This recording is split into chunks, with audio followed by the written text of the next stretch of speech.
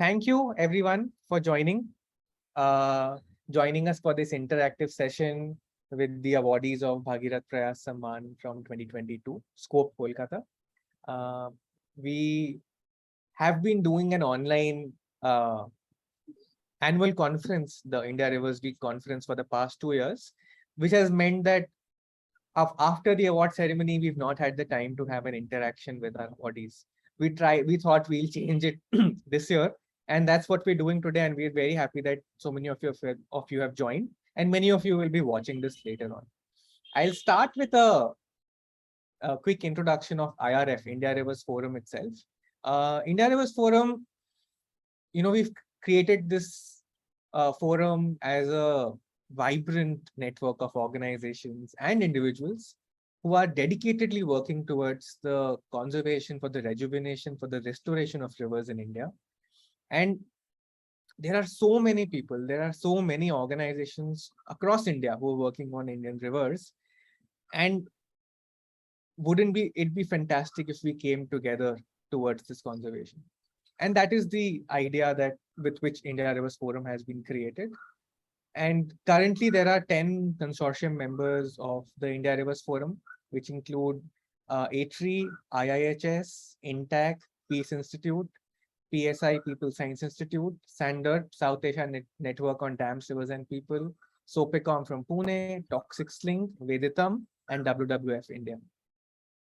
At India Rivers Forum, apart from our other activities which we're doing year round, having interactions with different experts from the field, we hinge all of that around our annual event, which is the India Rivers Week.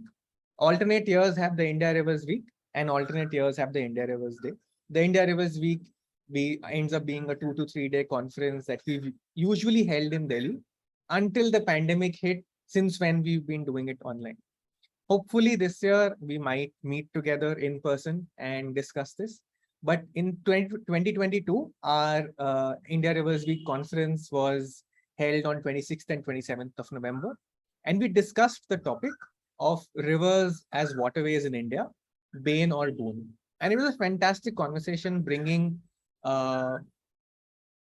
everything from judicial and bureaucratic challenges and issues to people's issues of what they are facing and what they would like to see in their surroundings with their rivers.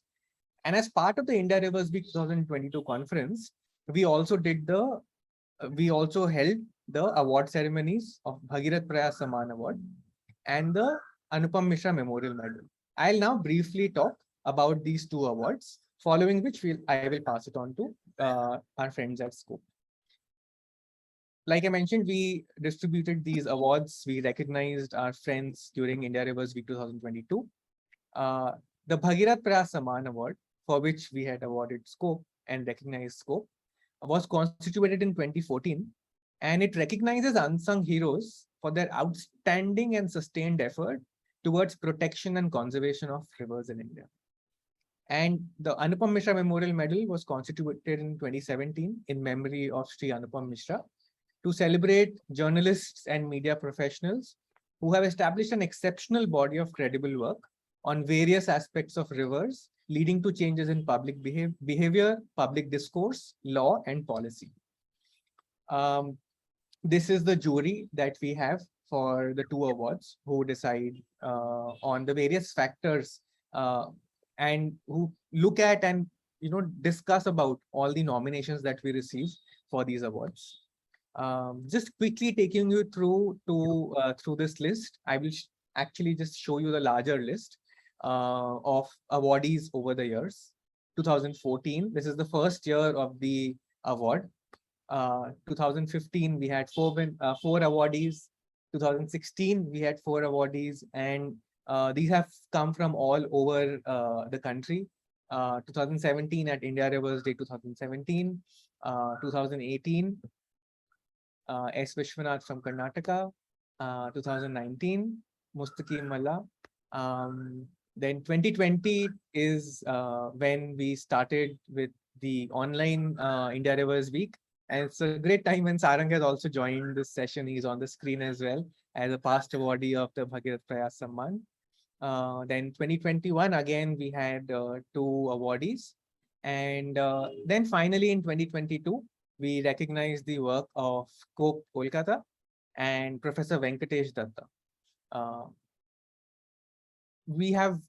it is our honor as India Rivers Forum to be able to recognize the work of our awardees. And we're very happy that today we are able to invite our awardees to, you know, speak about their work and answer your questions. This is the larger list of the Bhagirath Prayaas Samman winners over the years. I'm not spending too much time on this today because our agenda is to discuss Scope's work. But till 2021, this is the distribution of the states from which our awardees had come. And in 2022, we have the addition of West Bengal, where SCOPE comes from, and which has now been added to the list of states from which we've had the honor to recognize and award individuals and organizations. We also have the Anupam Mishra Memorial Medal, which I had mentioned earlier, and this started off in 2017. We've had the medal being given in 2017, in 2018, in 2020, in 2021, Abhay Mishra and Athar Parvez got it. And in 2022, Dheeraj Mishra was awarded with the Anupam Mishra Memorial Medal. These are the winners in the past years. And with that, I would stop my presentation.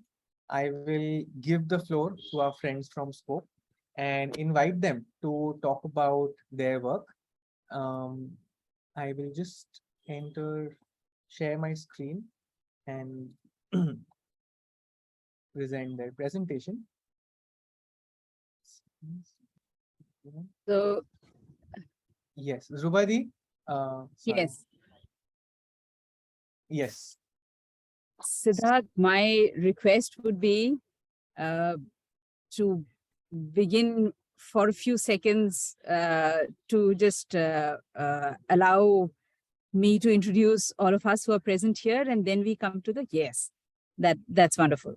Thank you very much. So, very warm namaskar on behalf of all of us at the Society for Creative Opportunities and Participatory Ecosystems, or SCOPE. And we are working here for more than a decade, and we are all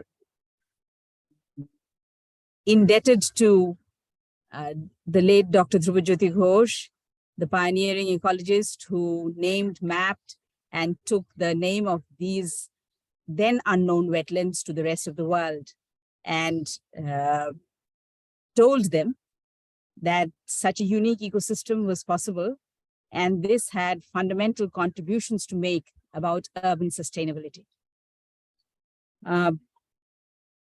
The presentation that I'm going to make today actually is a story of a whole journey and the initiatives of all of us who are here rooted in these wetlands. Out of them, a section of them have been present here. They have come, and some of us from SCOPE, our secretary Prashanta Ghosh and one of our members, Indrani Khan, has joined online. So they will also be listening to this and seeing us all here. But for the present, I will just introduce 3 generations of people who are here and who are waiting to speak and also waiting to listen from you. So my name is Dhruba Dasgupta. I like it best when I am known as the disciple of Dhrubajyoti Ghosh, the ecologist who lived and worked very quietly in this city and whose story is fascinating and an inspiration for not just all of us here, for many people in nations, tropical countries, where there is ample sunshine and a lot of poverty and a lot of ecological engineering that can be used to benefit society. He started his life as a civil engineer and went through metamorphose to become an ecologist and then became a philosopher. Because ultimately, what really survives is the philosophy, that is what we take with us and we take forward and improve upon it wherever possible. So in this journey, those who are joining me here today are, first of all, from SCOPE's Executive Committee. Let me introduce Shushanto Bishar.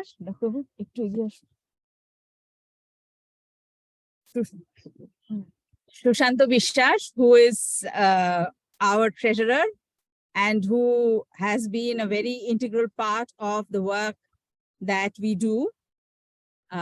He is one of the persons from Kolkata, from the older generation. With him from the city, a person of the same generation is Tapan Mondal. Tapan Mondal, who is the vice president of our executive committee. And he has a very interesting background. He is the eldest son of Hare Krishna Mondal, who my teacher considered a teacher. And he said, in Bengali, the word is Master Moshai. So he said he was one of my Master Moshai who taught me this ecosystem. They walked the entire wetlands for about 3 years, and they explored the journey of the wastewater. So they could create a map which showed what the administrative boundary of the wetland could be when the wetlands needed to be governed. And this, as we would see later, was a very important task that was completed quite early. So Tapan Mondal has literally seen these wetlands evolve through his lifetime. So these are the two oldest generations.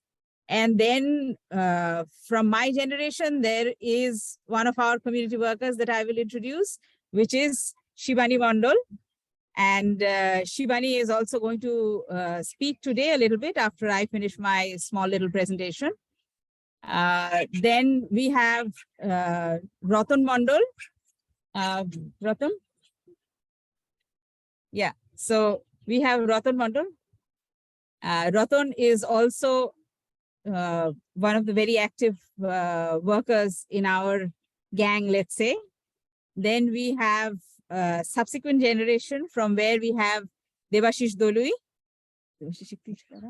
Devashish Dolui, who is part of SCOPE's executive committee.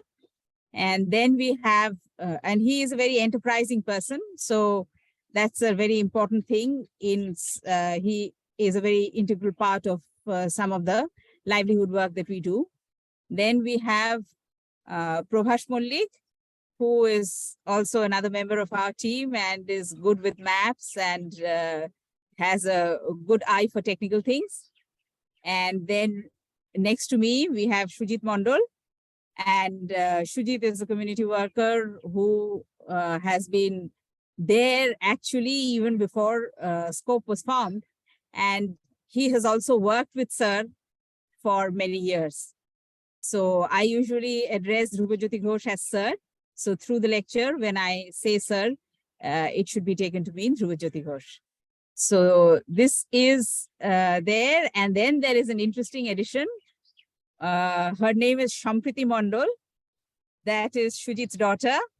And we thought that, 3 generations, 3 or 4 generations of people to come here and to speak with you would be a good thing. So we're all here today, and to give you a feel of how the whole journey of SCOPE happens and what are the things we do. Siddharth, I'd be also saying that after all our conversations are over, I speak and then Shivani speaks and Shujit speaks.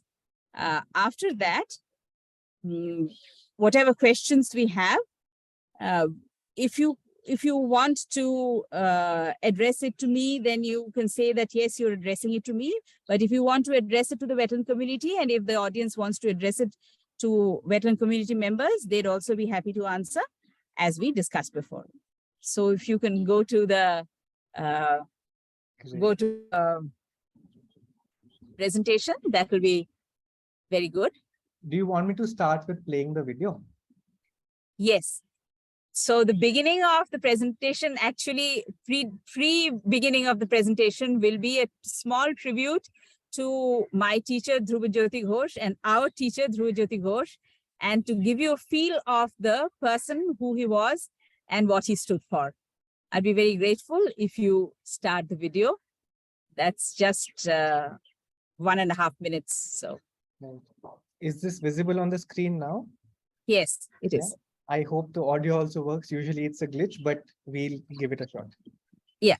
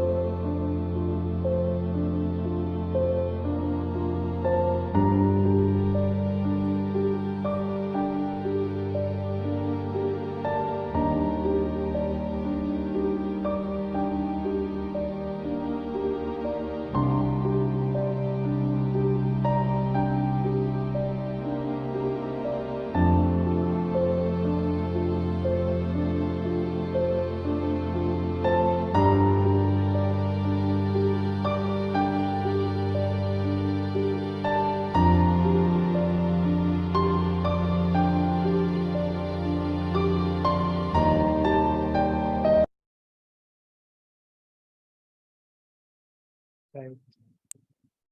Shall I put up the presentation? Yes, please. Handing it over to you now, Drupadi, to tell us about the SCOPE story. Yes. So this is where we begin. Our recognition is that for rivers to be clean, wetlands should be thriving.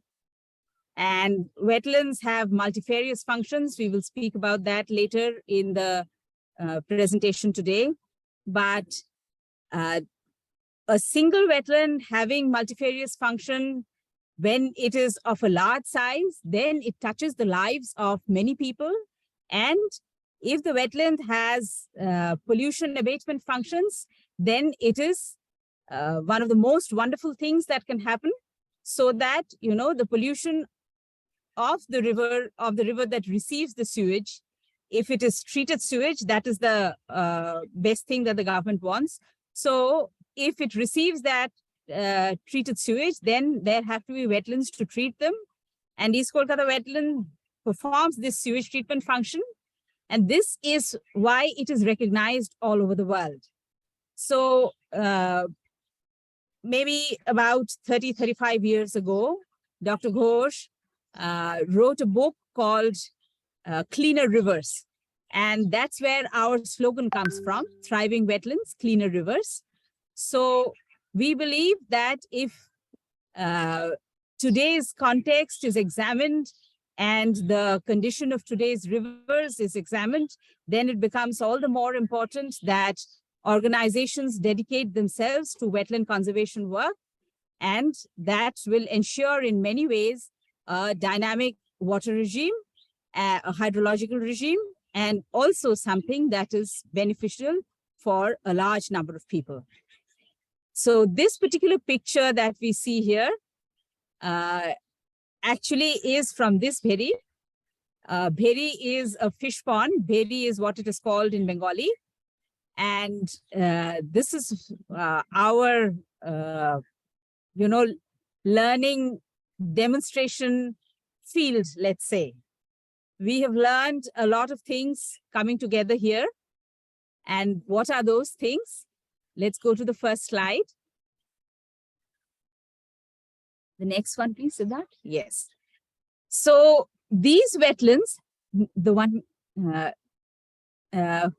this was the second one, Siddharth, or this?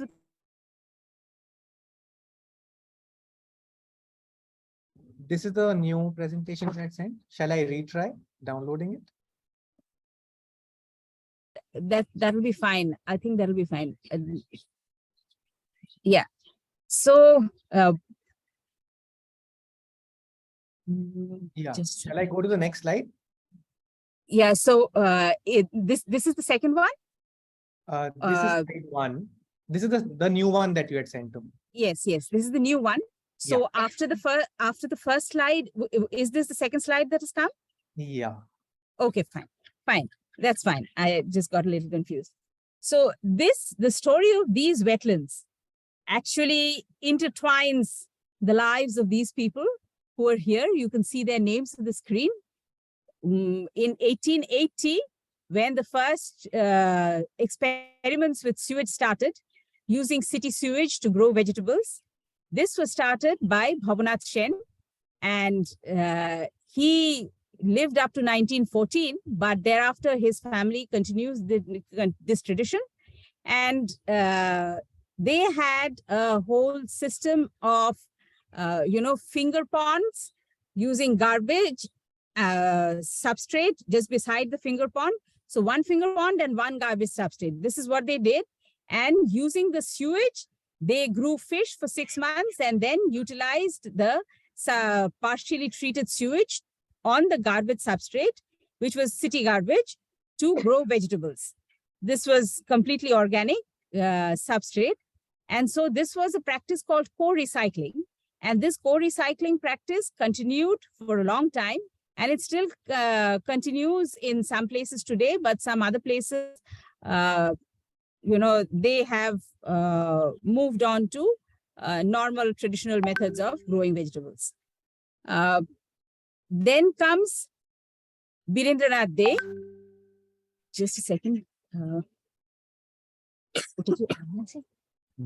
Switch down. So sometimes, okay. So then comes Birendranath De, and Birendranath De was the person who was largely credited for having put in place this engineering system. He created a set of 2 outfall channels, and these outfall channels were the ones that carried sewage out of the city of Kolkata and into these wetlands.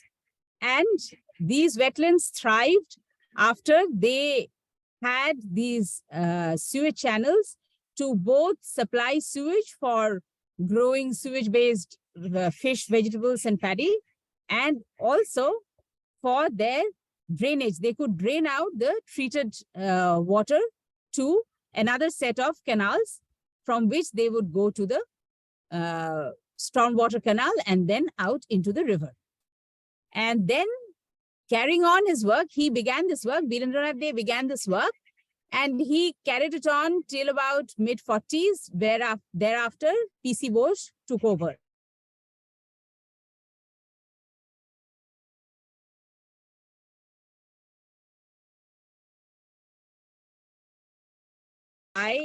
Sir, who had taken upon himself the task of being in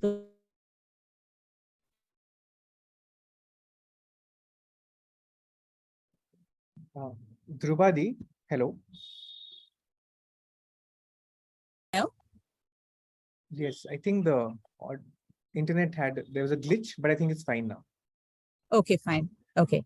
Once in a while, I suppose I'd be grateful if you alert me like this, Siddharth, because sometimes these things tend to happen. Am I audible now? Yeah, it's fine now. Please continue. Okay. Okay. So the task of interpretation, ecological interpretation, fell to Dhruvajyoti Ghosh, who did it for almost 40 years of his life till his last breath. Next one, please. Yes. So this is our location map, and this is the broader perspective, and this is the map of Kolkata and its hinterland. Next one, please. Yes. So this is what happens in the wetlands. What basically happens is this is the river, which is Hooghly, and this is a flow diagram.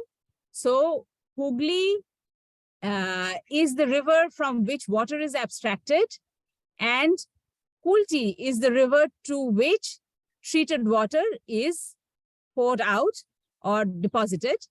Now, far away from Hooghly, Hooghly is towards the western end of Kolkata, and far away from Hooghly are these pumping stations, these sewage pumping stations. After sewage is generated and is carried from underground sewers from various parts of the city to these 4 main pumping stations, these actually pump out the sewage to a number of canals. One of them is Central Lake Channel. This is another one called Town Head Cut. This is another one called Driver the Flow. These all carry sewage. This broader canal is the storm weather canal. This also carries sewage, but these are the 3 which take it to the wetlands. And this is basically an indicator which shows the Eastern Metropolitan Bypass. That's the road. And first, you have vegetable gardens receiving wastewater. This is all domestic sewage. This is not industrial sewage. Municipal sewage is what we work with. So here you have the vegetable gardens, and then you have fish ponds. And this side, further down, you have paddy fields also. What actually happens is the nutrient-rich part reaches the vegetable gardens, and first level of treatment takes place here. And then when they flow out, then it comes to the fisheries. And these are, the wastewater is partially shared here, and part of it flows straight to the fisheries also. So it's fisheries all over this place. And then further down, when the the wastewater is more utilized and the nutrient is absorbed more by growing the fish, then the subsequent last stage where the nutrient level is comparatively less, then you have these paddy fields where it's an alternate between paddy fields and fisheries. So this is an alternative kind of usage, but these are basically all together, and this is an integrated nutrient extraction system. By the time all of this food production is done, the sewage gets comprehensively treated going towards the river Kulti. This actually connects with the principle of the Ganga Action Plan, which said interception and diversion. So interception and diversion are 2 functions that are performed, but in addition, what these wetlands do is treatment. You intercept the sewage from the city, divert it away from the river, and treat it, and then deposit it in the receiving river. This is the basic principle. Next one, please, Siddharth. So sewage is the lifeline of the wetlands, and we call it black gold because this is what nourishes the entire ecosystem. Next. These are some facts about the wetlands and its people. And as you can see, the average monthly income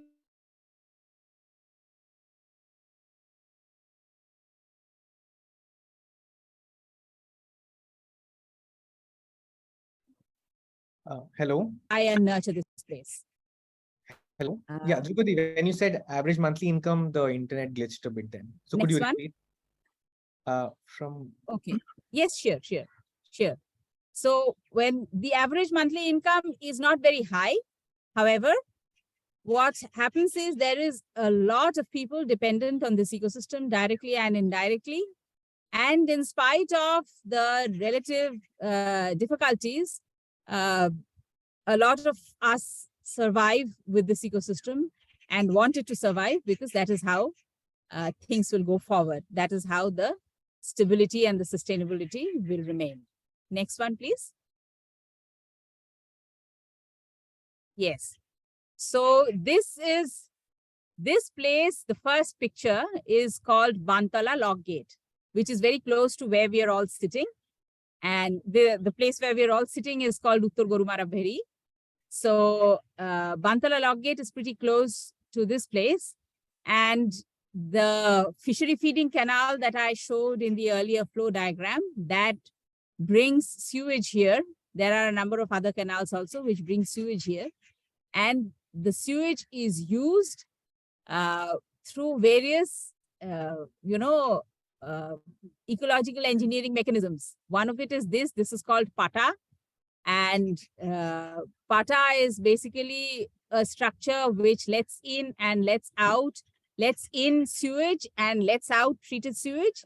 So this actually is to stop the fish from, escaping out of the system when this system is, when the sewage is being let into the fish pond, which is the maturation pond. There is a set of 3 ponds. One is the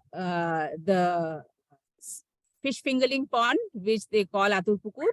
And then after 15 days, it's removed from there to the Lalon Pukur, which is the bigger pond, slightly bigger pond, where it stays for about a month or so.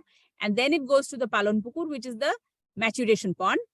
So this is a portion of the maturation pond, picture of the maturation pond. And this is another one where fish are being grown and they're being shown to us. And this is the productivity that results. So these are, this is a blend. The Bantala Lock Gate is the lifeline of the entire ecosystem. And this has to be taken care of, looked after properly, so that fishermen get adequate sewage, and others also who use it to grow vegetables or paddy, all of them get adequate sewage and their livelihood sustained properly. So if that happens, then by using all the mechanisms, we get productivity. Next one. So these are the unmarked conservationists, and these are the ones that really sustain the ecosystem. They are hidden from the common eye. People of Kolkata, much less people in other places get a chance to see them, but they are the ones that sustain the ecosystem. So this is basically a people-driven ecosystem, and normally in wetland conservation, a number of wetlands, especially the Ramsar wetlands, the government, whenever it comes to the question of Ramsar wetlands, it's the government that takes care of it or tries to take care of it, and the government has a greater role to play. But here the community has a greater role to play. In South Asia, most of the wetlands are, quite highly utilized. If they are highly utilized, it is easier to sustain them. If they are not utilized and they are nobody's baby, then the sustenance of such wetlands and the functions that they can perform, that gets jeopardized. Next one. So we are going to talk very briefly about ecological footprints and ecological footprints and ecological subsidy. These are the two things. So these are two ecologists, William Rees and Matthias Wachenagel at the University of British Columbia, who popularized this concept of ecological footprints and of regulating our ecological footprints, which is very important so that we do not utilize much more resources than we are able to afford. And this caught on, and this was discussed, it was extensively discussed in research circles in the international community. But there is also something in contrast to that, which is called ecologically subsidized city or ecological subsidy that Sir or Dhruvajyoti Ghosh spoke about. And he actually said that just like there are ecological footprints, there is also ecological subsidy. So that to understand that better, he defined this. He said that, you know, if you have a city where there are two rivers, one for water abstraction, the other for deposition of treated sewage, then the most important element of being water sustainable is there. So that is one ecological subsidy. Then there are other subsidies. Kolkata has a fairly copious amount of groundwater, had a fairly copious amount. Now, of course, the picture has changed a bit. And then we have these wetlands which treat the sewage and which produce food. So this is the biggest ecological subsidy. And so Kolkata is an ecologically subsidized city. And if you want to read more about this, I have given the details of this book, Ecology and Traditional Wetland Practice. This was written in 2005. And ecologically subsidized city, this is the second mention. First, Sir mentioned it in 1997. And this was in 2004 in Down to Earth magazine. And incidentally, as a small aside, to let you all know that the first celebration of Wetlands Day happened in West Bengal. World Wetlands Day actually began to be celebrated in that form in 1997. But in 1990, Sir got recognized for his work from the United Nations, from UNEP, United Nations Environment Program, as a UN Global 500 laureate, one of the 500 such people in the world who did remarkable work in conserving ecosystems and in conserving nature in various parts of the world. So immediately as he got this recognition, he approached the chief minister and told him that, you know, this is an honor for the people of Bengal, and how do we commemorate it? Let us start a Wetlands Day. So Wetlands Day started in West Bengal, first and foremost, and that was on the first day of Ashar, or the first day of the monsoon season, beginning of the monsoon season. So we still commemorate it on the 16th of June every year. And I always think, and all of us here at SCOPE always think, that this is a huge credit, because Sir's foresight was, he was so far-sighted that, you know, wetland conservation was going to be a very important thing for the future. The whole idea of asking people to come together and celebrate and understand the importance of wetlands, that started so long ago. And you will remember that this was the decade when the Rio Summit started, when the UN FCCC, or the Framework Convention for Climate Change, came into being, the Convention on Biological Diversity came into being. So a lot of things happened in terms of environmental issues, but nobody really flagged the wetlands issue much. in these international circles. So this was a flagging of the wetlands issue in this way, right? At the level of the entire state of West Bengal. Okay, the second one, the next one. Next slide, please, Siddha. Yeah. So this is put very succinctly. Sir's task was to name, map, and take the story of East Calcutta wetlands to the world. Our task at SCOPE is to revalidate the functionality of this ecosystem and to reframe the existing livelihood framework to improve productivity and ensure Kolkata's and East Kolkata wetlands sustainability.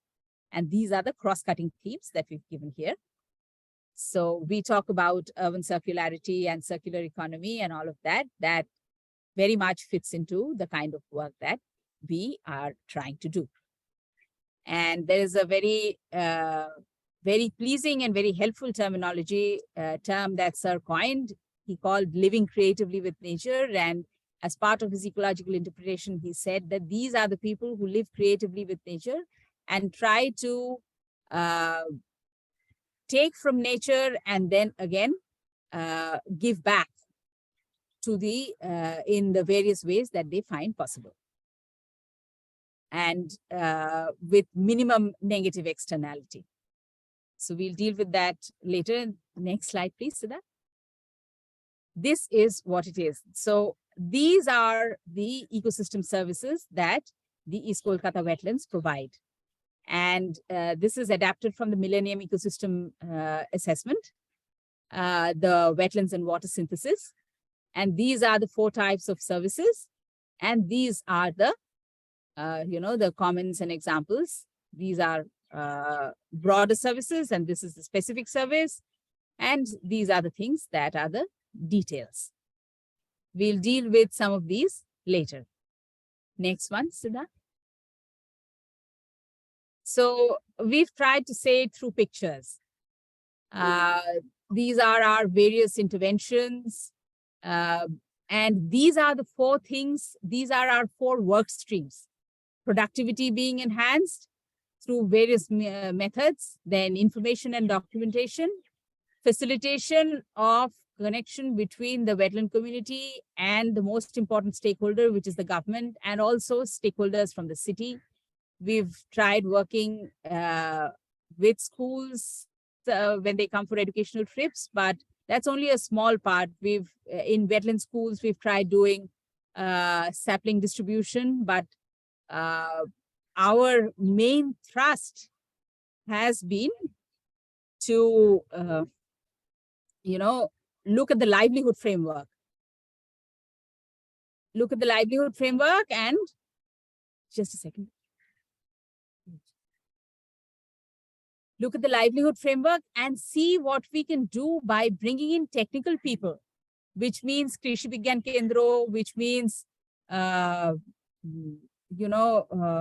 various government departments, like whether it's animal husbandry or it's the environment department or it's the fisheries department, various departments which can, or institutes like this, such as the veterinary college. Yeah. All of these are people who can contribute to improving the productivity of this ecosystem to kind of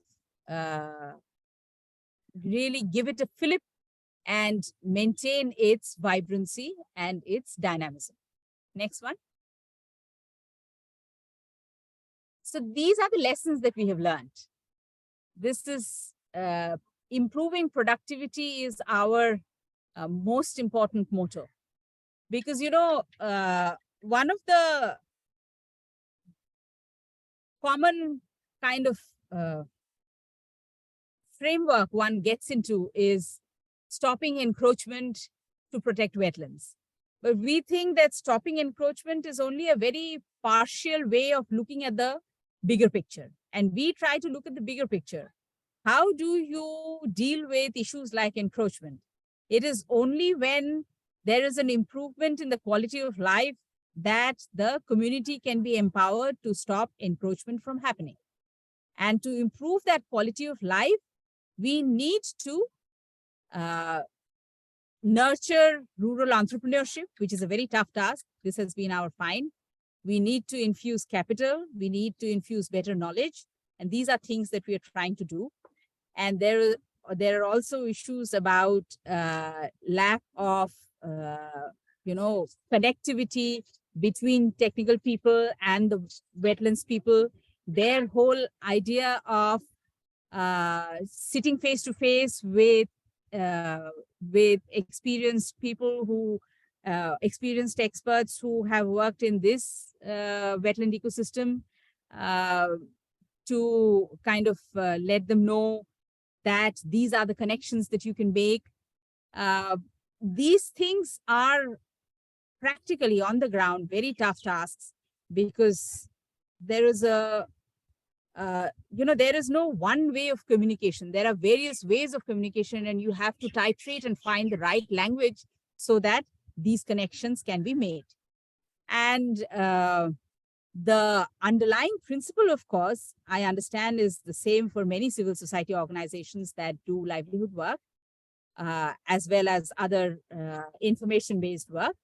But each ecosystem has its own specialities, and our ecosystem has its own specialities, which we are trying to really deal with, and which we are trying to learn from and communicate. Next one.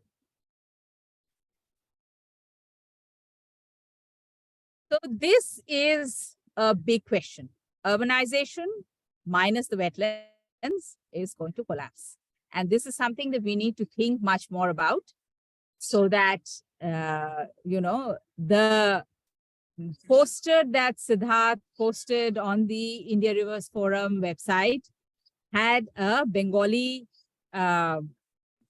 slogan written there, which said, "Ami jalabhumi, amake bachiye rakho, amake bachiye rakhle, tomader jug jug dhore bachiye rakbo."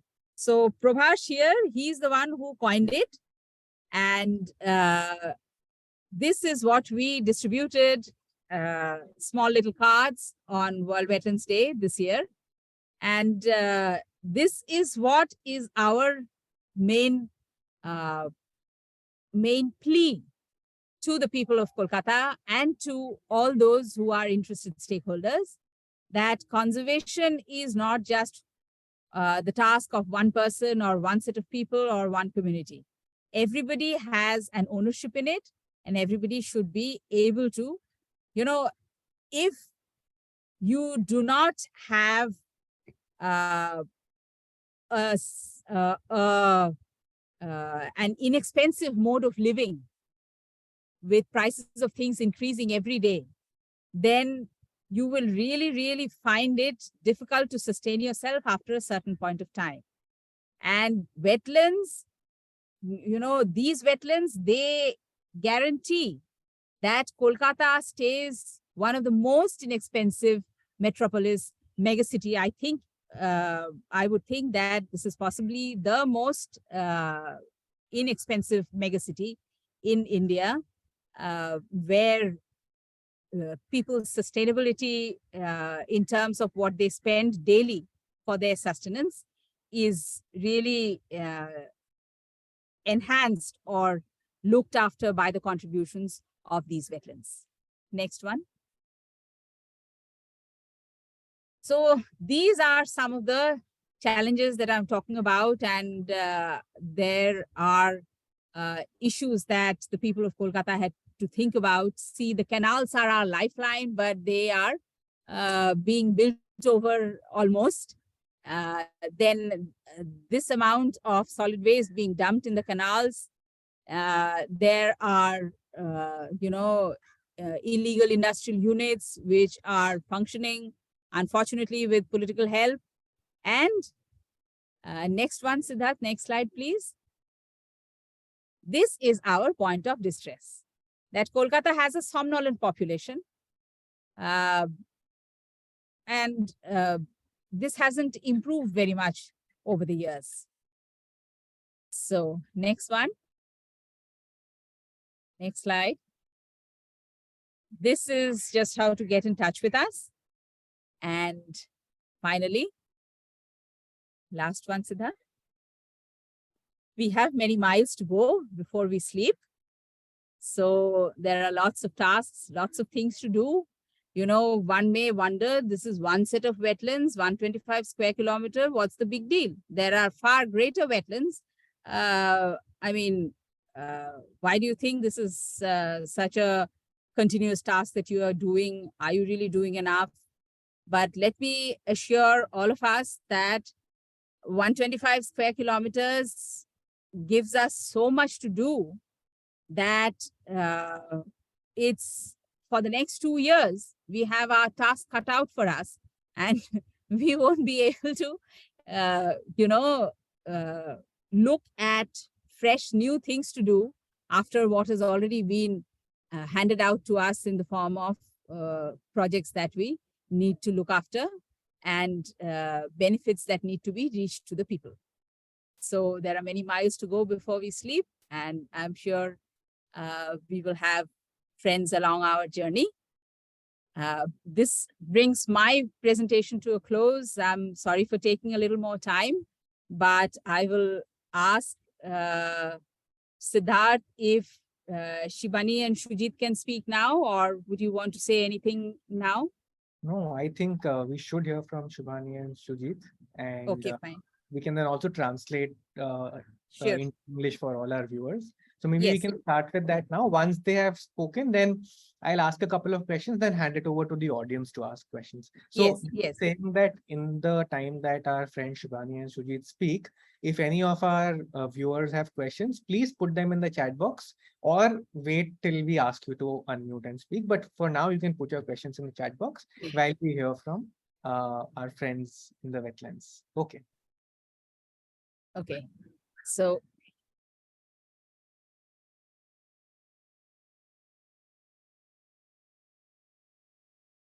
yeah, we can focus on the one Shibani and Sujit speaking. We'll look at the chat later. yes. Sure. Okay, fine. Okay. So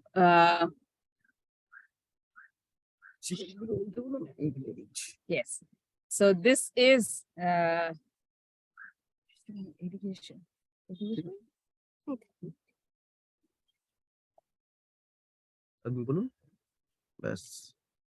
Okay, fine. নমস্কার, আমি একজন মহিলা হিসেবে স্যারের যে কাজগুলো করেছি বা স্যার মানে করতে করতে রেখে গেছিলেন, আমরা সেই কাজগুলোর জন্য আগ্রহ হয়ে কাজগুলো যাতে সম্পূর্ণ করতে পারি বা করার চেষ্টা করছি, যাতে এই কাজগুলো যাতে আমরা ভবিষ্যতে মানে আগিয়ে নিয়ে যেতে পারি বা সম্পূর্ণ করতে পারি, তার জন্য চেষ্টা করছি আমরা। এই যে জলাভূমি, পূর্ব কলকাতার জলাভূমির উপরে যেসব কাজগুলো স্যার করেছে, আমি তো বেশি দিন স্যারের সাথে ছিলাম না, তারপরেও আমার খুব ভালো লেগেছে এই কাজগুলো এবং আমি সেই কাজগুলো স্যারের সাথে করতে করতে স্যার তো আমাদের ছেড়ে চলে গেছেন, কিন্তু সেই কাজগুলো আমাদের আগ্রহের সাথে আমরা সবাই চেষ্টা করছি যে কাজগুলো যাতে আমরা মানে সম্পূর্ণ করতে পারি। এই বলে আমি আমার কথা শেষ করছি। ধন্যবাদ। So just a small thing to add along with what she has said. I'll translate that for you. Shivani was introduced to Sir towards the last part of his life. Shivani's husband, who is no more, who passed away in 2019, he of course knew Sir from much longer ago. And he was a very knowledgeable person. His name was Kartik Mandol. But Shivani came into our, system or our world of work along with her husband. And then she liked the work so much that she said that I will continue this. Over a period of 1 year, or 21 to 22, July 21 to July 22, she worked for a period of 1 year. She stays in a Moja or a revenue village called Hadgacha.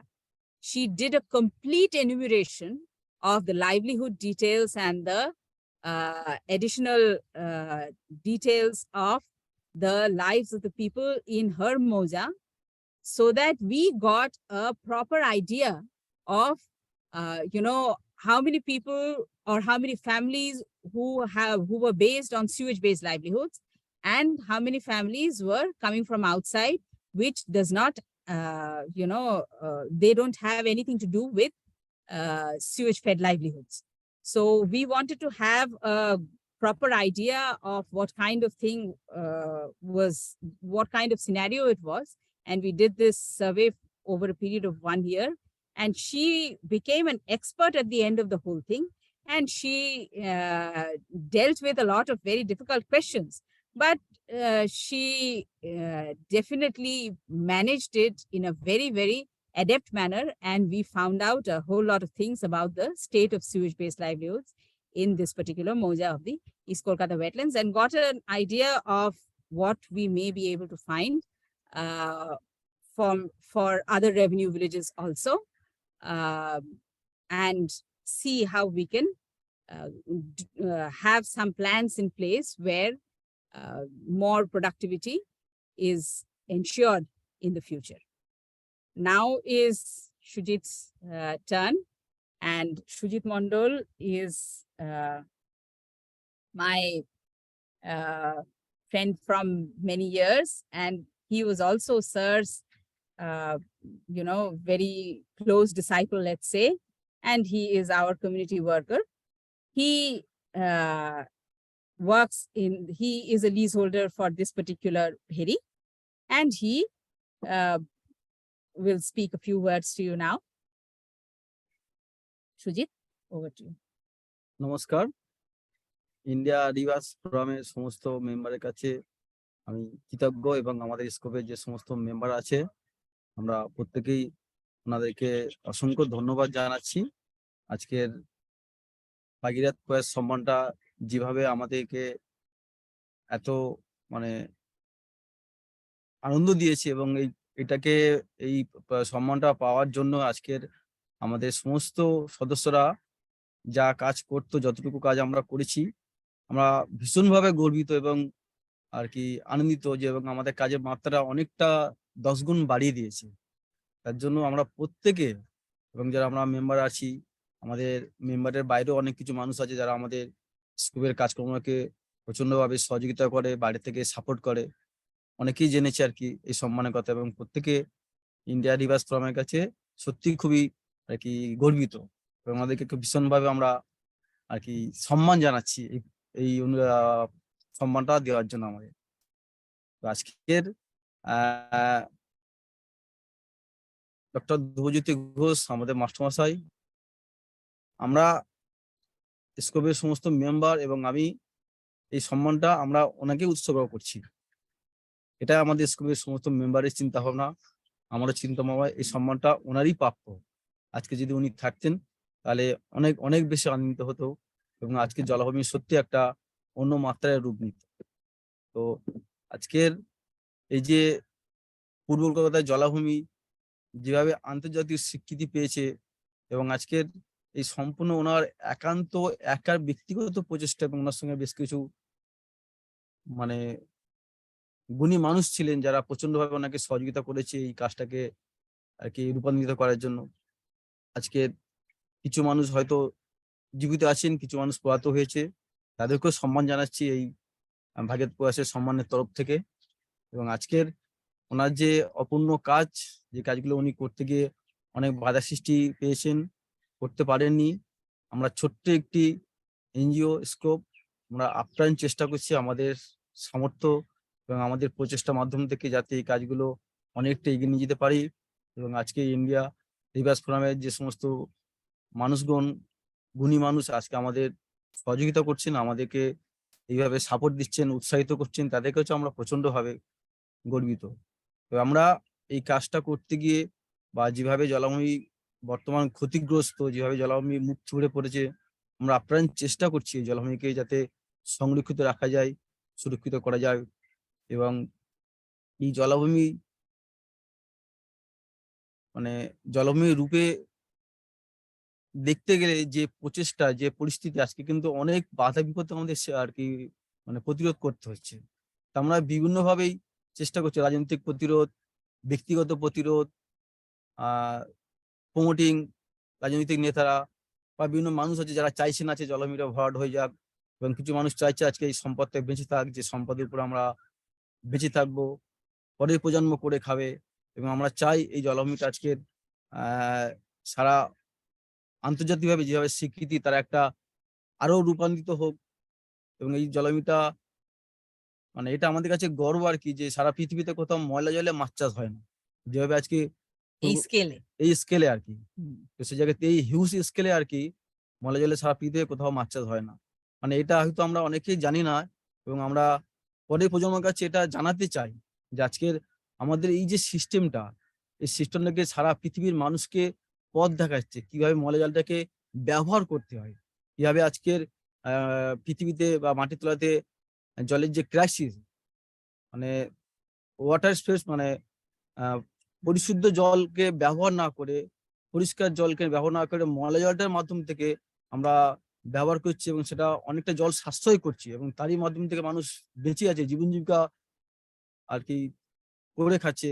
তার যে পরিস্থিতি আর কি, সেটা আমরা আরো ভাবে চাই যে ইন্ডিয়ান রিভার্স ফোরাম এবং গভর্নমেন্ট যদি আমাদের কোনোভাবে এই কাজে আরো সহযোগিতা করে, আমাদের পাশে এসে দাঁড়ায়, তাহলে আমরা ভীষণভাবে উপকৃত হব। এবং আমরা চাই অনেক অনেক মানুষ এতে সংযুক্ত হোক, এর আলোচনা করুক, আরো সারা পৃথিবীতে সমস্ত মানুষের কাছে এই তথ্যগুলো, এই জ্ঞানগুলো আর কি ছড়িয়ে যাক। নমস্কার। Thank you, Shujit. So I will translate this on behalf of Shujit.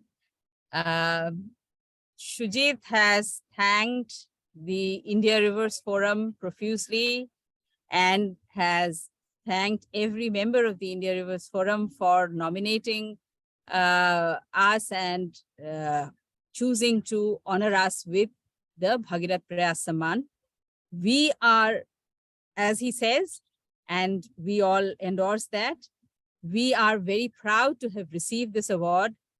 And when our well-wishers who are there around us, far away from us, but still with us, all those people, when they heard of this award, they were very happy, and they said this is cause for celebration and this is cause for a lot of pride, because India Rivers Forum's work and its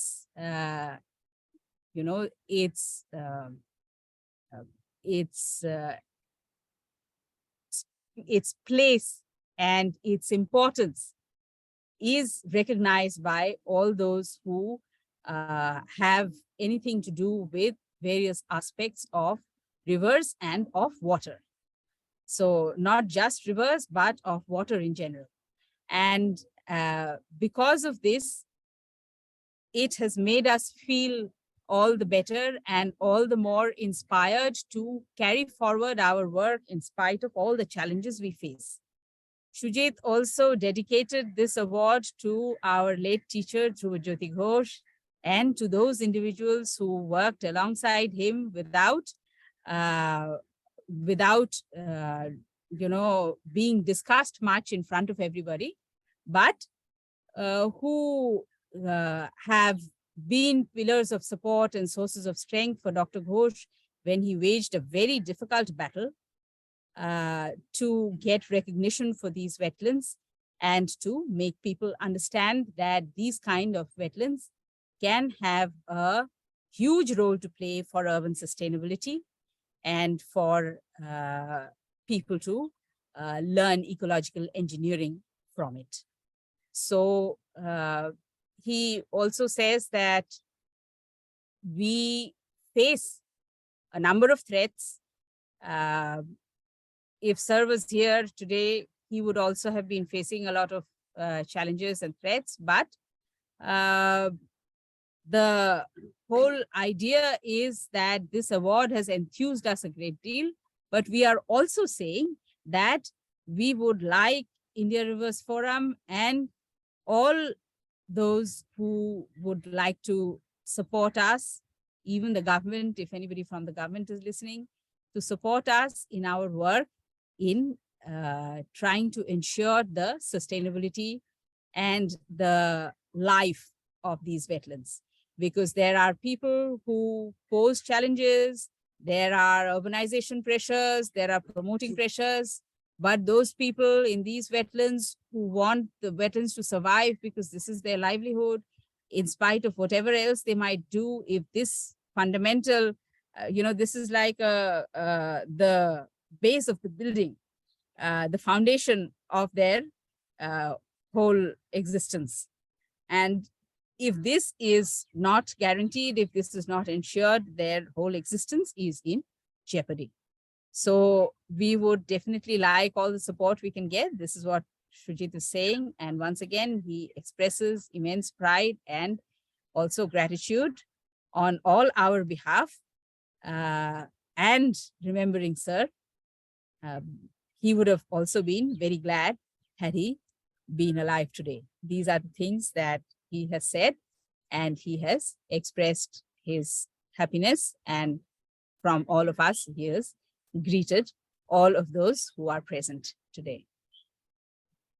I will just additionally add something very interesting that Sujit had said, which I think was not got left out in the translation.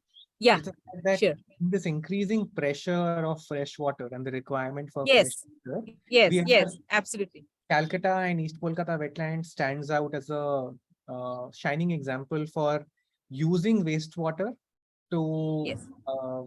for productivity, for production, and it stands as an example for places across the globe where this could possibly be replicated in the face of increasing water stress. So I think that's a very important Yes. point about Yes, yes, yes. Thank you so much, Siddharth, for pointing that out to me. I'm very grateful to you.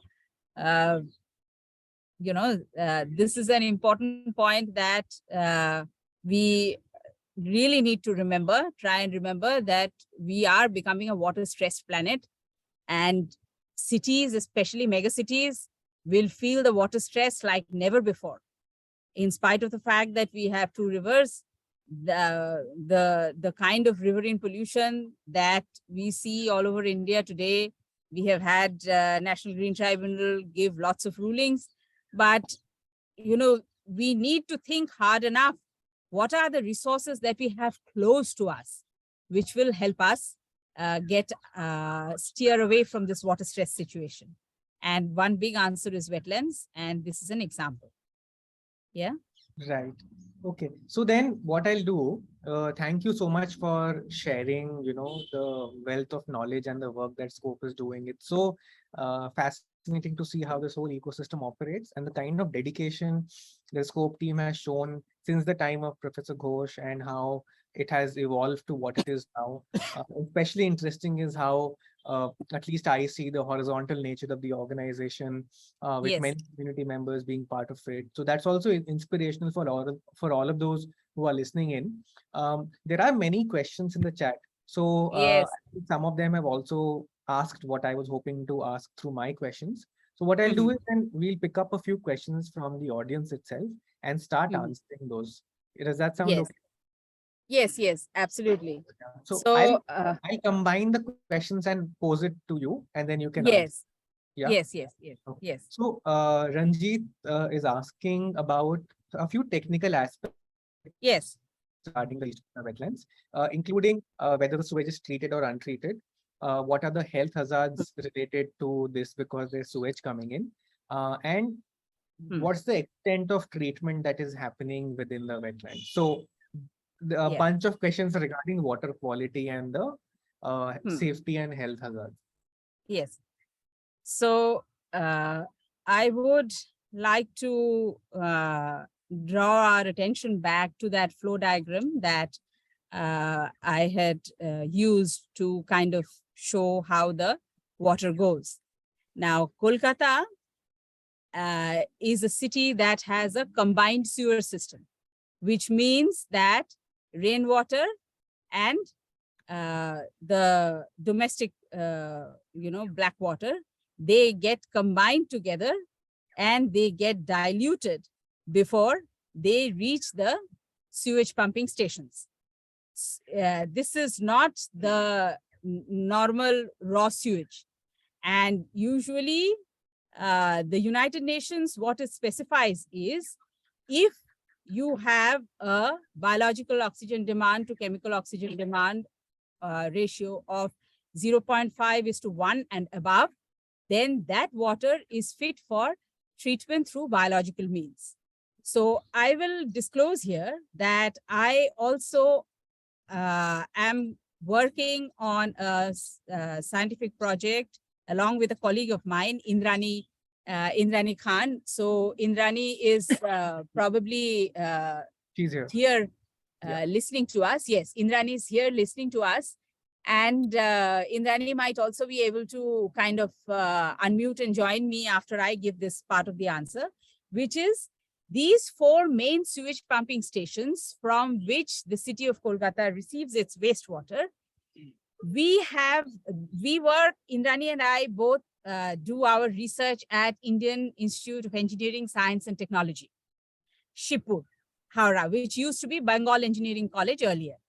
And what we are doing is we tested at the base of the pumping stations when the water just comes out to be deposited into the outfall canals. All these 4 pumping stations, we tested the BOD to COD ratio. All of these places, 0.5 to 1 was minimum. In fact, all of this was more than 0.5:1. Indrani, you can kind of unmute if you are willing to speak after me. But this is the first thing that we find out, whether this water is suitable for biological treatment or not. So we have done this and we have found out that this sewage is suitable for biological treatment. If it is less than 0.3:1, then that means it requires a different kind of treatment. So this is suitable for biological treatment, and that is why it reaches these wetlands.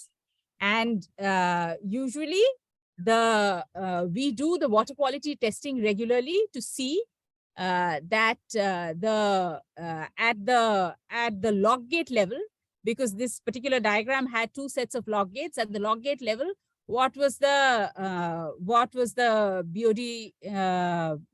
BOD level, and that is just like what it should be maintained for domestic sewage, and what are the standards that the Central Public Health Engineering Environment and Engineering Organization, CPHEEO, they have a set of standards. So those standards have to be maintained, and CPCB, Central Pollution Control Board standards also have to be maintained. We test for these standards regularly. And if you talk about the level of treatment, see what happens here. Shujit, please explain to them how the water comes in and how we settle it and how we then utilize the water. মানে ময়লা জলটা যে একেবারে আসলেই ওটাই হয়ে যায় না, ওই জিনিসটা তুই একটু বুঝিয়ে বল কিরকম ভাবে জল আসে আর কিরকম ভাবে এইখানে ব্যবহার করা হয়. I will translate that for you all then, but I want one person from the community to answer, because this is basically to say that they know what they're doing. Okay? বলে দেন. তো কলকাতা থেকে যখন pump station করে ময়লা জলটা আমাদের যে খালগুলো দিয়ে আসে আর কি, সেই খালে যখন ফেলে দেওয়া হয়, সেই খাল থেকে আসার পরে আমাদের যে বান্দ্রা লক গেটটা আছে, সেই লক গেট থেকে তখন বিভিন্ন ময়লা খালগুলোতে, যেখান থেকে ভেরিগুলোতে আমাদের ডিস্ট্রিবিউট করা হয়, সেই ডিস্ট্রিবিউট হয়ে ভেরিগুলোতে পৌঁছে যায়। এই ভেরিগুলোতে যখন সরাসরি ময়লাগুলো যায় না, তার কারণটা হচ্ছে একটা পাটা বলে আছে, যেটা ম্যাডাম বা দিদি দেখিয়েছিল।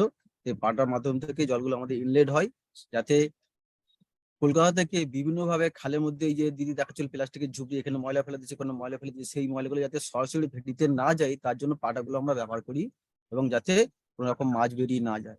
তো সেই যখন ময়লাটা ইনলেট হচ্ছে, ভেটিতে যখন ঢুকছে, তখন সরাসরি আমরা ছাগড়ির মতো করে একটা নোংরাগুলোকে বাদ দিয়ে জাস্ট ময়লাটা ঢুকছে আর কি। সেই ময়লাটা যখন ভেটিতে আমাদের যাচ্ছে, যাওয়ার পরে ডাইরেক্ট কিন্তু ময়লাটা মাছে খায় না। ময়লাটা ভেটিতে যাওয়ার পরে ময়লাটা তলায় জমে গিয়ে একটা শ্যাওলা টাইপের অ্যালগি তৈরি হয়, সেই অ্যালগিটাই আসলে অ্যাকচুয়ালি মাছে খায়। এবং সেই অ্যালগিটা মাছে খাওয়ার পর যখন জলটা 21 দিন বা 20 দিন পরে, 20 থেকে 21 দিন পরে সেই ময়লাটা যখন মাছে সবুজ কণাতে পরিণত হয়ে যায়, তারপর সেই অ্যালগিটাই মাছে খায়, এবং সেটা খাওয়ার পরে অটোমেটিক ময়লাটাকে ফিল্টার হয়ে জলটাকে পরিশোধন হয়ে আউটলেট দিয়ে আমাদের বেরিয়ে চলে যায়। এইভাবে কিন্তু আমরা ময়লাটাকে ডাইলিউট করে পরিশোধন করে ভেরি থেকে আউটলেট করে আমাদের খালেতে জলটা ফেলে দেওয়া হয়। So what he is saying is, when the sewage is let into the pond or the bheri, then first of all, the solid waste is filtered out, and the sewage that is brought in, there is a particular measure. This I am adding, there is a particular measure. They understand that this much must be let in and no more than this. This they have understood through their years of work and experience. And this is what basically ensures that only that much is let in that can be treated. This is their traditional knowledge. Now, what happens is, say 15 to 21 detention time, which happens in the maturation pond. When detention happens and when the sedimentation happens, when the heavy things settle in the pond bottom. And you have continuous, because these are shallow bottom ponds, you have continuous sunlight and food production. There is a method called algae bacteria symbiosis, where the bacteria and the algae exchange carbon dioxide and oxygen respectively. The bacteria disintegrate and their pathogenicity is lost, and the algae use the carbon dioxide to generate food and to multiply. And the fish act as the ecological manipulator. They keep the algae from proliferating and leading to eutrophication. So they are the ones who graze on the algae. And these maturation ponds or these other ponds, they are very, very regularly managed. Okay, if you see the Devashish is showing, কতটা ময়লা আমাদের তুলতে হবে সেটা আমাদের প্রচন্ডভাবে পর্যবেক্ষণ করতে হয়, কারণ এটা কোনো রকম বইতে লেখা নেই যে আমরা কতটা পরিমাণে ময়লা তুলবো আর কি। সেটা আমাদের প্রচন্ডভাবে নজরদারি করতে হবে এবং ঠিক যতটুকু পরিমাণ ময়লা তুলতে হবে সেটা আমাদের দেখেই বুঝতে হবে আর কি। এইভাবে আমাদের রেগুলারই। So this is their regular knowledge. This is something that they have to do regularly. See, Devashish is showing the what is that called? The water hyacinth lacing. Devashish? Yes. So he's showing the water hyacinth lacing. Prabhash? So he's Devashish, showing the should water you have- hyacinth if you lacing, want to say and anything that to water Devashish, hyacinth stops the banks from breaking down. There's a 1 meter strong water hyacinth lace that is all around this pond, that is maintained. Shivani, for example, does the work of maintaining this kind of water hyacinth lacing in the bheri that she works in. Okay, and this is done on a daily, on a regular basis. And so these checks and balances by various elements, phytoplankton, zooplankton, fish, then there are other organisms that are part of the living system or the web of life of this area. All of this participate in making the wetlands what they are. And if you talk about the level of treatment, what Indrani and I do, Indrani especially tests this for a number of parameters, and that includes fecal coliform. Indrani, will you unmute and tell them about the percentage of treatment? Yeah. Hello, everyone. Am I audible? Yes. So actually, I collect water from both the inlets and outlets to check the quality of water in both and the degree of treatment that EKW does to the raw water. That I found that for most of the parameters is matched with the discharge limit laid by the CPCB. Only the TSS limit is little bit higher, means it's marginally higher. But as the EKW work as a network of pond, means the water which is treated by one pond is taken up as the inlet for other ponds, which is in series. So the water will be eventually treated, and as the discharge point, which is River Kulti, is 30 kilometers away. So with this stretch, the water will be treated, and when it will reach the river Kulti, it will be less of pollution, so we can discharge it. Also, Actually, the the percentage of coliform treatment, Indrani? For all the coliform treatment, it is very, very high. It is about 98%. The coliform removal percentage is 98%. And as the ponds are very low in depth, this only 4 or 5 meters maximum. So they work as oxidation pond, taking the energy from sun.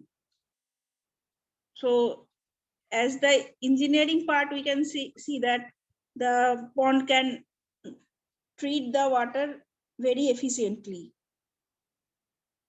Thanks, Indrani. And very special thanks to Central Inland Fisheries Research Institute. We can see that, yes, we are very happy to see Dr. Shavanto. We are actually in conversation with them to do work in the future, because productivity improvement and taking up the issue of health of these wetlands is very, very important for us. And we are very grateful that they were able to join our conversation. Right. So I'll move to the next question. Yes. Jyoti Prakash Mandal asks, how do you plan to desludge the bottom surface of the wetlands? Whenever there is rain, the wetlands get inundated, causing the fishermen to lose livelihood. So fishermen never lose livelihood in the East Kolkata wetlands.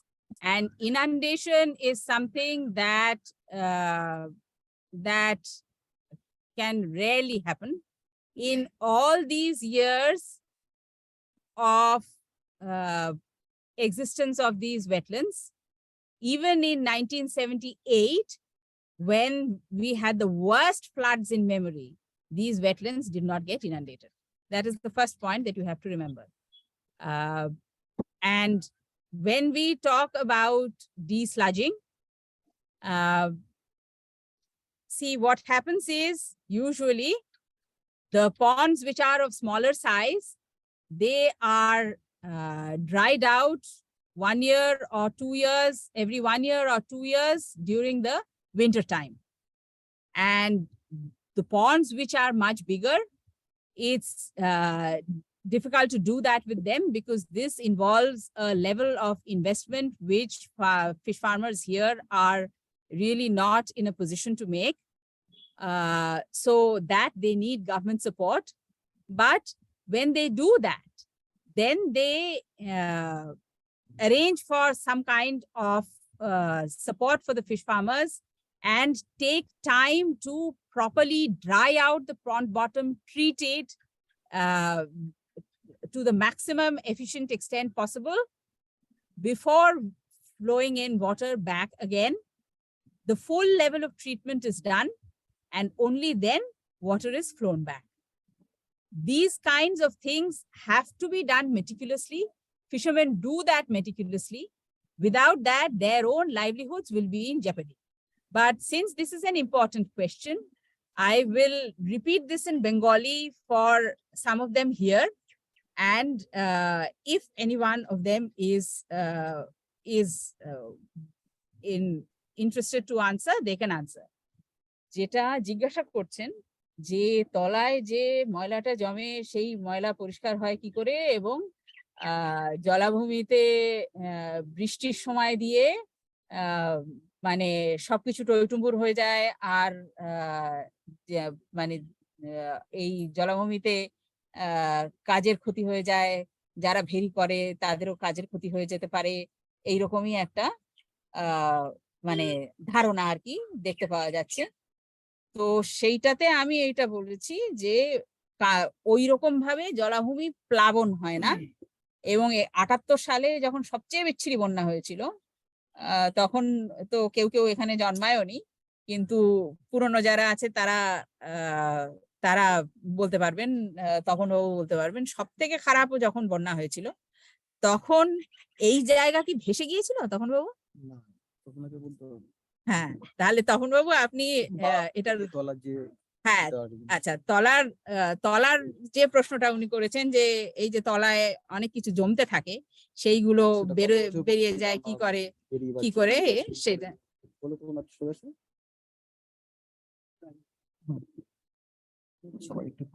হ্যাঁ হ্যাঁ, একটু একটু করে বলুন। এরই তলায় যে ময়লাগুলো বসে যায় ওটা 3 বছর বা 2 বছর অন্তর আমাদের শুকনো করতে হয়। শুকনো করলে ওগুলো আবার খাদ্য হয়। আর যে ভেড়িগুলো শুকনো হয় না সেগুলো আমাদের চুন বা ওই কিছু কেমিক্যাল জিনিস আছে সেগুলো, হ্যাঁ, মৌয়াখল অর্গানিক সেগুলো যেগুলো দিয়ে আছে ওই লেয়ার গুলোকে বসিয়ে দেওয়া হয়।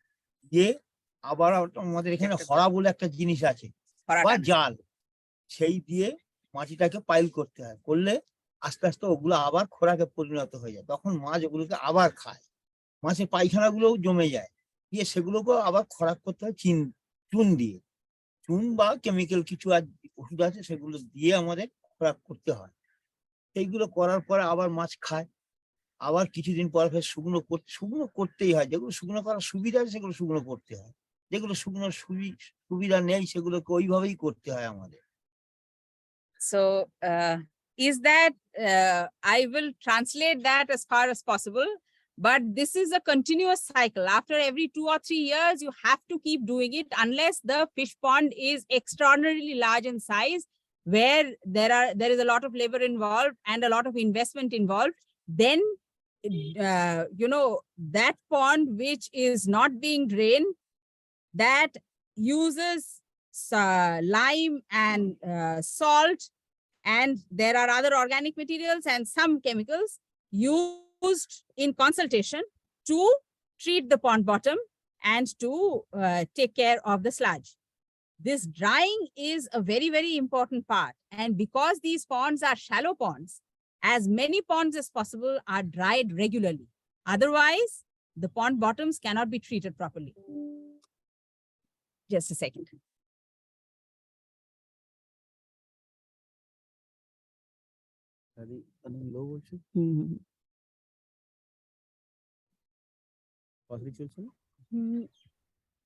ওইটা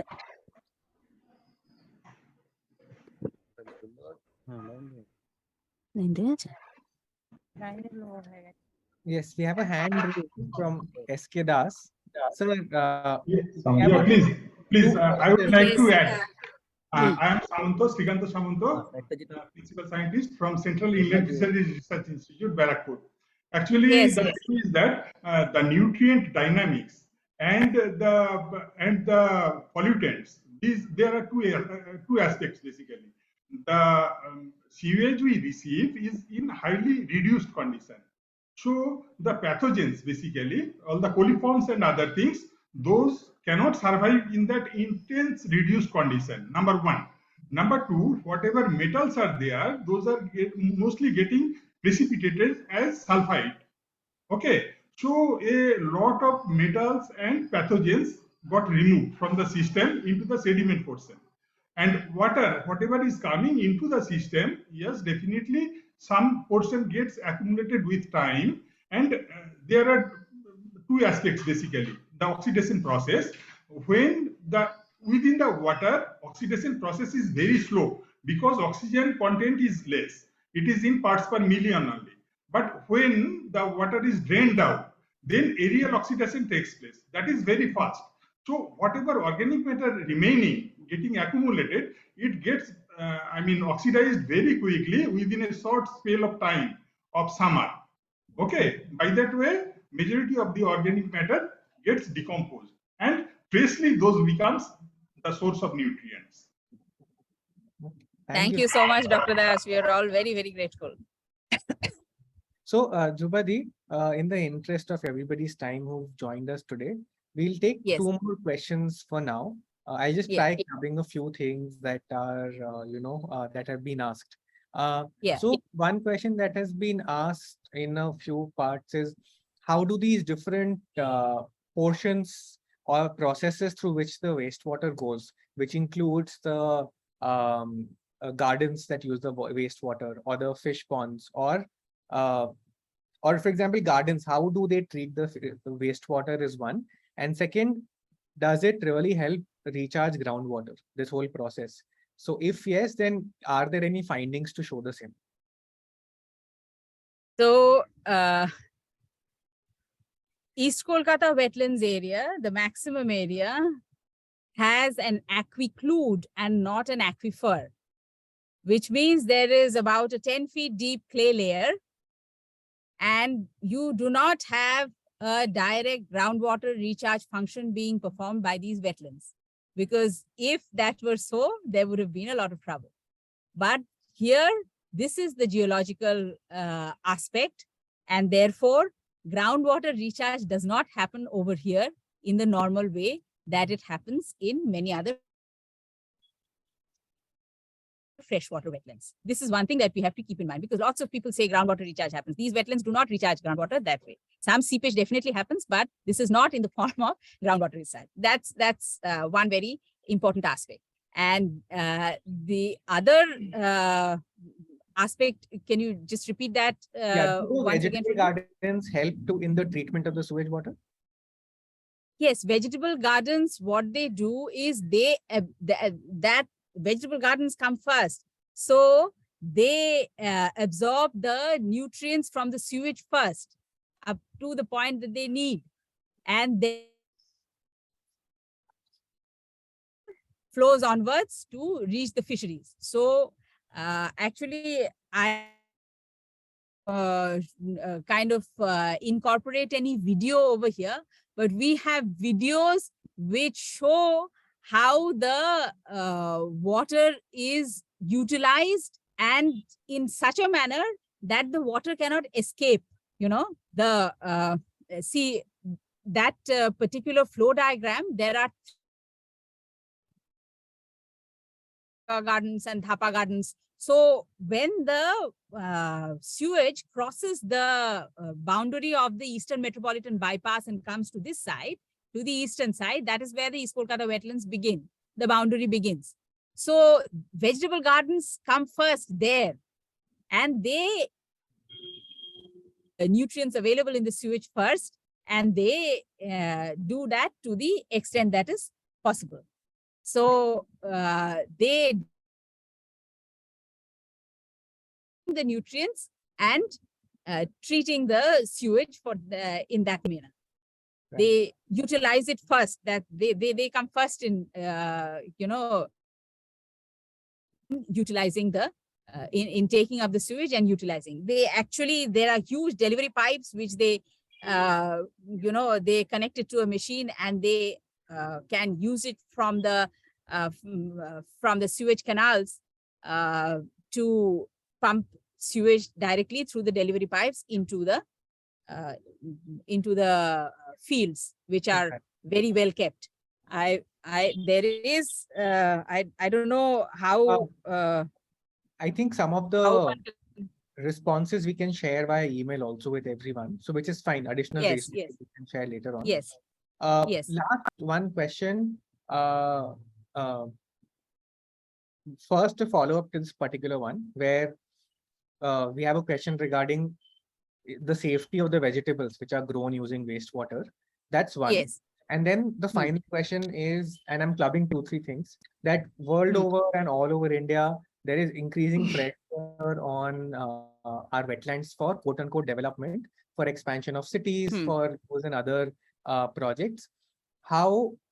What are the challenges, like given some of these things that we're looking at, including the increasing demand for wetland spaces to become urbanized and to become developed, keeping that in mind, and also whatever legal apparatus that we have to conserve our wetlands, keeping those two questions in mind, what are the challenges in the future for SCOPE, and what is the vision of SCOPE going ahead? So that's the second question. The first question, maybe we can quickly answer regarding the safety of the vegetables. Yes, so safety of vegetables is another aspect that we are also working on at Indian Institute of Engineering, Science and Technology.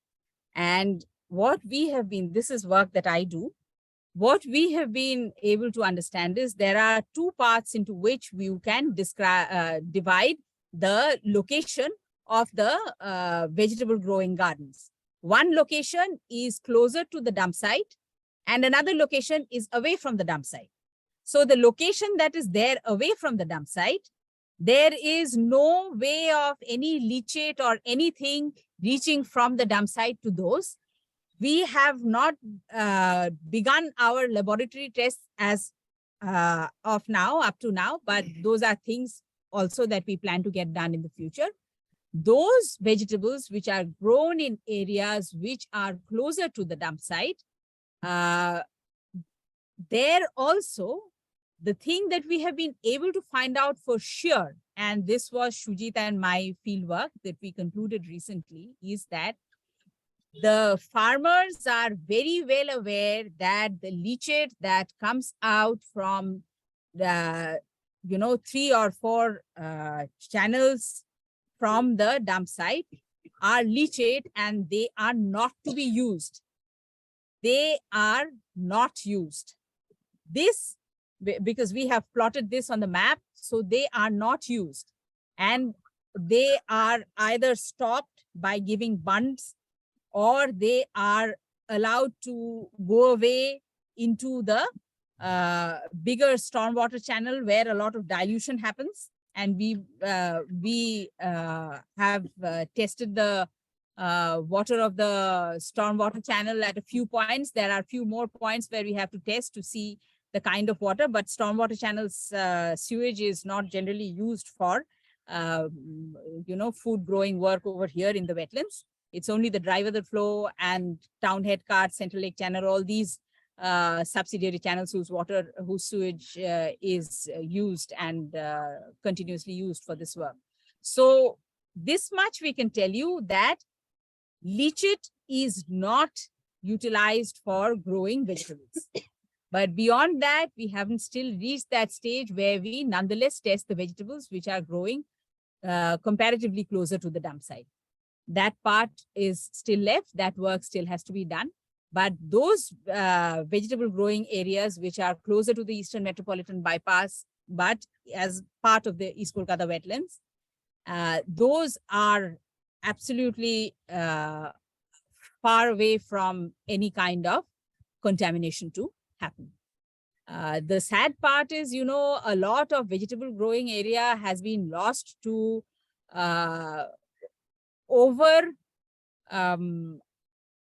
overbuilding, too much of built environment. And doing the metro rail through that portion of the Eastern Metropolitan Bypass has really harmed, because a lot of vegetable growing prime land was lost. And these are the kind of things that we have to keep in mind to get to your last question, that, see, it's an awful thing to say, but if a politician recognizes only the color of money, then there is very little that can be done by the citizenry to except to demand that this should not be in this way.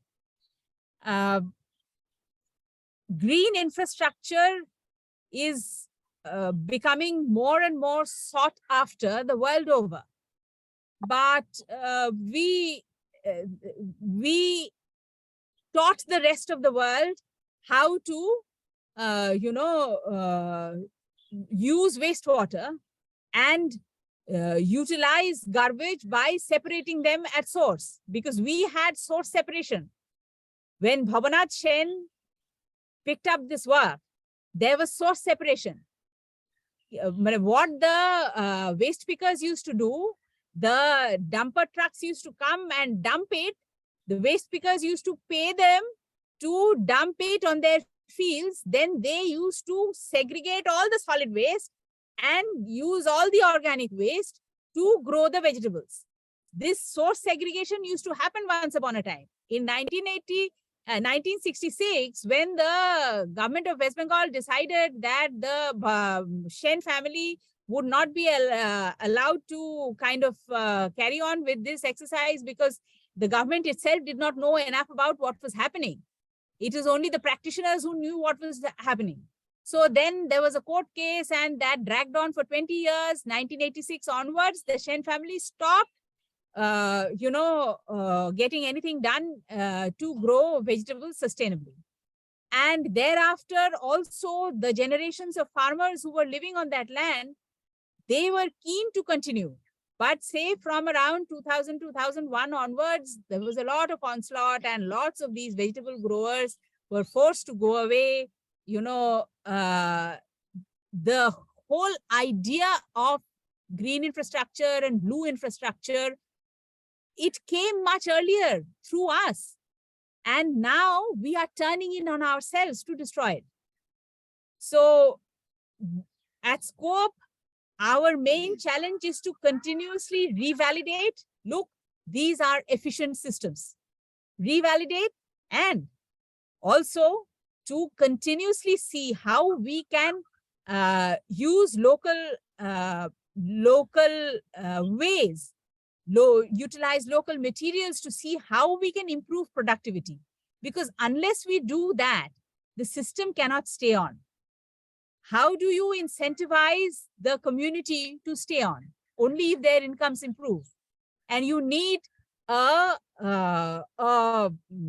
framework which includes integrated farming systems and which includes multiple options of production, using technology and taking things forward so that production increases and they can deal with the rising costs of production and they don't want to go away. Lots of conversation with them to ask them to look at their own. They kind of give in to the threats by promoters, then it is they who lose maximum. All of these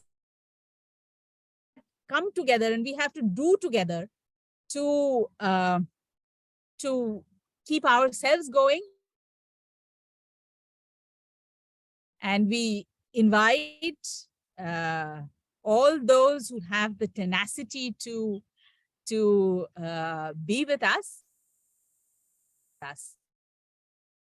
Thank you, Drupadi, for that very very important and very impactful answer. Given the kind of challenges that we face, it's a lot of systemic challenges, and a lot of us need to come together. The point you had made earlier about the nature of Calcutta's residents today and how that needs to change, and we need to become more active to and be more involved in protecting systems like Kolkata's wetlands. So Dr. Shamanto has a question, I think. If you can please tell us. Ask. I would like to supplement a little bit. Actually, Yes, please.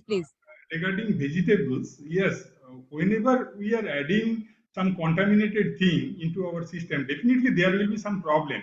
And especially the metals in the leafy vegetables, sometimes there is report that yes, in the leafy vegetables of amaranth, cabbage, these things are contaminated with the metals. Yes, it may be, but we will have to be cautious, and we are expecting that in future, the industrial source of effluent like ternary effluents and other things which are rich in chromium and some specific metals, this should be avoided.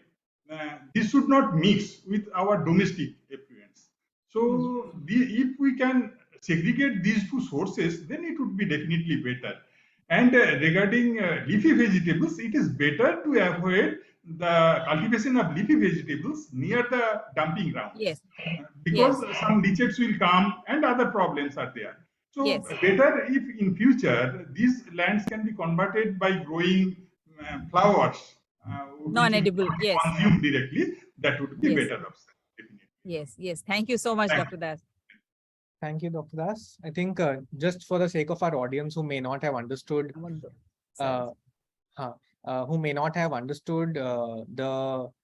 point a little bit, because one of Calcutta's biggest dumping grounds, the Thapa dumping ground, is close to where the Kolkata wetlands is. So the leachate that is being discussed is from the Thapa dumping ground. Am I right, Drupadi? That's what the Yes. being meant. So I think others who are not from Calcutta may not have understood when we're talking about leachate and dumping ground, that there are portions of the wetlands and the bheris which are close to the dumping grounds, and that's the portion where the contamination through leachate is being discussed. So just wanted to add that. So we're sort of at the end of the time for today. We're all just 4 minutes away from 5 p.m., which is sort of our closing time that we had promised all our audience for today. I really want to thank the whole team from SCOPE for joining us today, for sharing the incredible work that you do, in spite of the many challenges that there are. It's not easy to stand up to the kind of pressures that we are facing today, to continue doing the kind of work that you're doing, and it serves as an inspiration for us and for everybody who's watching this to continue putting that effort along with our communities and taking them with us as we go ahead. What I'm doing is I'm also sharing the email address for SCOPE in the chat box. I have put the website also for SCOPE in the chat box. So if any of us want to get in touch with SCOPE, you have the email address and the website here. We will also be emailing these details to you, ways in which you can get in touch with SCOPE, get involved with their work. Whether you're from Calcutta or not from Calcutta, I think there is so much to be learned and so much to be added through SCOPE's work. So yeah, I think if we have any final comments, Drupadi, from you or from anyone here, we can have that, and then we can close today's session. Okay, just one last thing before we close is that in about the 3rd or 4th week of March, we will have another session, which will be with Professor Venkatesh Datta, who is another awardee of the Bhagirath Prayaas Samman from India Rivers Week 2022. And we'd love to invite you for that as well. We will email you with details once we finalize the date. So yeah, that's the announcement from my end. We will definitely share all the resources with you via email. So yes, Drupadi, any final comments before we close? Yes, so there's this last one comment, which is that, I think one of our participants spoke about carbon sequestration. In fact, Indrani's work is focused on how East Kolkata wetlands is a low carbon wastewater treatment option. So we are looking into the carbon sequestration aspects also of the East Kolkata wetlands. And the lesson to take home is, we need a marriage of expert science and citizen science and community science. And all this to take forward the ecology and the philosophy and the sustainability that should serve as a lesson to one and all. That is our message.